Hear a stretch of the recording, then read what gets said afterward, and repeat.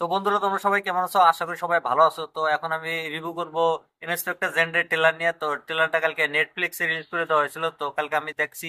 দেখার পরে সময় পাই নাই, তো এখন আমি রিভিউ করে দেবো। তো তোমরা তো জানোই আমি প্রথম দিন ট্রেলার রিভিউ সময় পাই না, তো অল্প দেরি হয় রিভিউ করতে। তো এখন আমি রিভিউ করে দেবো ট্রেলারটা। তার আগে বলে দিই, তোমরা যদি মুভি রিভিউ দেখা পছন্দ করো বা ট্রেলার রিভিউ দেখা পছন্দ করো, তাহলে আমার এই চ্যানেলটা সাবস্ক্রাইব করে দিতে পারো, কারণ আমি এই চ্যানেলে সবসময় রিভিউ করে থাকি।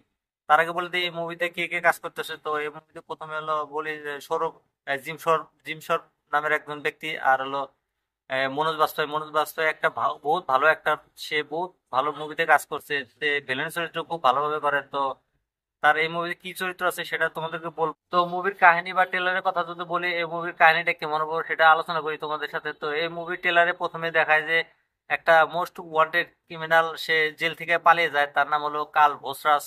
তো তাকে মানে ধরার জন্য এই মুভিটাতে একটা ইন্সপেক্টরকে মানে করে মানে দায়িত্ব দেয়, তার নাম হলো ইন্সপেক্টর জেন্ডে। জেন্ডে রোল করতেছে তোমার হলো মনোজ বাজপেয়ী। তো মনোজ বাজপেয়ীকে এই ক্রিমিনালটাকে ধরার জন্য মানে ওকে পাঠিয়ে দেয় মুম্বাই পুলিশ। তো এই মুভিতে একটা ক্রিমিনালকে ধরার জন্য একটা পুলিশ অফিসার কত কি করতে পারে সেটাই দেখাবো এই মুভিতে। আর এই মুভির ট্রেলারের ভিতরে তোমার যে সাউন্ড গালা, মিউজিক গালা খুব ভালোভাবে দেখানো হয়েছে, আর কমেডি আছে এই মুভিতে, কমেডি ড্রামা সবকিছুই আছে।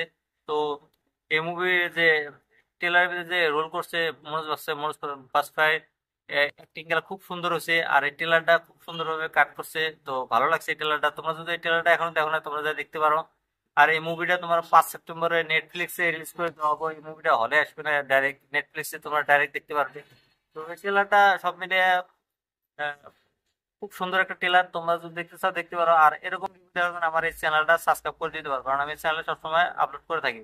তাহলে পরের ভিডিও তোমাদের সাথে দেখাবো আবার।